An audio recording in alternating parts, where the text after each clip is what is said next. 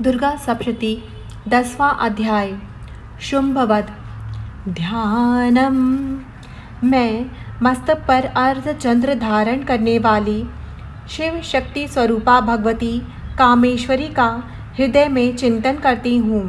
वे तपाए हुए सुवर्ण के समान सुंदर हैं।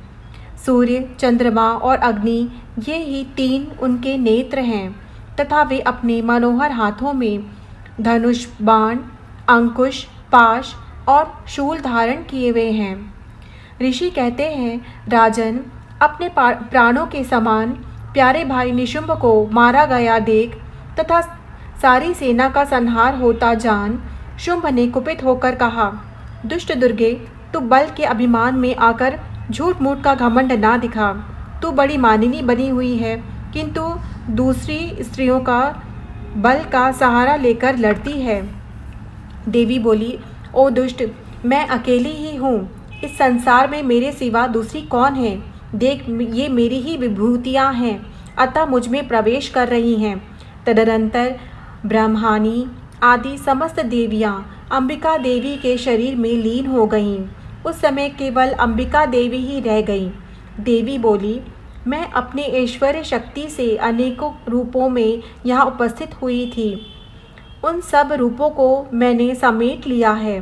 अब अकेली ही युद्ध में खड़ी हूँ। तुम भी स्थिर हो जाओ। ऋषि कहते हैं, तदनंतर देवी और शुंभ दोनों में सब देवताओं तथा दानवों के देखते देखते भयंकर युद्ध छिड़ गया। बाणों की वर्षा तथा तीखे शस्त्रों तथा दारुण अस्त्रों के प्रहार के कारण उन दोनों का युद्ध सब लोगों के लिए बड़ा भयानक प्रतीत हुआ। उस समय अंबिका देवी ने जो सैकड़ों दिव्य अस्त्र छोड़े, उन्हें दैत्यराज शुंभ ने उनके निवारक अस्त्रों द्वारा काट डाला।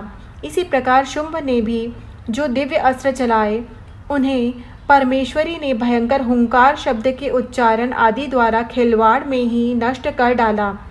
तब उस असुर ने सैकड़ों बाणों से देवी को आच्छादित कर दिया। यह देख क्रोध में भरी हुई उन देवी ने भी बाण मारकर उसका धनुष काट डाला। धनुष कट जाने पर फिर दैत्यराज ने शक्ति हाथ में ली, किंतु देवी ने चक्र से उसके हाथ की शक्ति को भी काट गिराया। तत्पश्चात दैत्यों के स्वामी शुंभ ने 100 चांद वाली चमकती हुई ढाल और तलवार हाथ में ले उस समय देवी पर धावा किया। उसके आते ही चंडिका ने अपने धनुष से छोड़े हुए तीखे बाणों द्वारा उसकी सूर्य किरणों के समान उज्ज्वल ढाल और तलवार को तुरंत काट दिया। फिर उस दैत्य के घोड़े और सारथी मारे गए। धनुष तो पहले ही कट चुका था। अब उसने अंबिका को मारने के लिए उद्यत हो भयंकर मुद्गर हाथ में लिया। उसे आते देख देवी ने अपने तीक्ष्ण बाणों से उसका मुद्गर भी काट डाला। तिस पर भी वह असुर मुक्का तानकर बड़े वेग से देवी की ओर झपटा। उस दैत्यराज ने देवी की छाती में मुक्का मारा। तब उन देवी ने भी उसकी छाती में एक चाटा जड़ दिया। देवी का थप्पड़ खाकर दैत्यराज शुंभ पृथ्वी पर गिर पड़ा, किंतु पुनः सहसा पूर्ववत उठकर खड़ा हो गया। फिर वह उछला और देवी को ऊपर ले जाकर आकाश में खड़ा हो गया।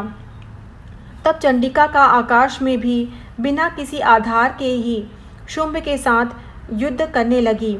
उस समय दैत्य और चंडिका आकाश में एक दूसरे से लड़ने लगे। उनका वह युद्ध पहले सिद्ध और मुनियों को विस्मय में डालने वाला हुआ। फिर अंबिका ने शुंभ के साथ बहुत देर तक युद्ध करने के पश्चात उसे उठाकर घुमाया और पृथ्वी पर पटक दिया। पटके जाने पर पृथ्वी पर आने के बाद उस दुष्टात्मा दैत्य पुनः चंडिका का वध करने के लिए उनकी ओर बड़े वेग से दौड़ा। तब समस्त दैत्यों के राजा शुंभ को अपनी ओर आते देख देवी ने त्रिशूल से उसकी छाती छेद कर उसे पृथ्वी पर गिरा दिया। देवी के शूल की धार से घायल होने पर उसके प्राण पखेरु उड़ गए और वह समुद्रों, द्वीपों तथा पर्वतों सहित समूची पृथ्वी को कपाता हुआ भूमि पर गिर पड़ा। तदनंतर उस दुरात्मा के मारे जाने पर संपूर्ण जगत प्रसन्न एवं पूर्ण स्वस्थ हो गया तथा आकाश स्वच्छ दिखाई देने लगा। पहले जो उत्पात सूचक मेघ और उल्कापात होते थे वह सब शांत हो गए तथा उस दैत्य के मारे जाने पर नदियाँ भी ठीक मार्ग से बहने लगीं। उस समय शुंभ के मृत्यु के बाद संपूर्ण देवताओं का हृदय हर्ष से भर गया और गंधर्वगण मधुर गीत गाने लगे। दूसरे गंधर्व बाजे बजाने लगे और अप्सराएं नाचने लगीं। पवित्र वायु बहने लगी। सूर्य की प्रभा उत्तम हो गई। अग्निशाला की बुझी हुई आग अपने आप प्रज्वलित हो उठी तथा संपूर्ण दिशाओं के भयंकर शब्द शांत हो गए।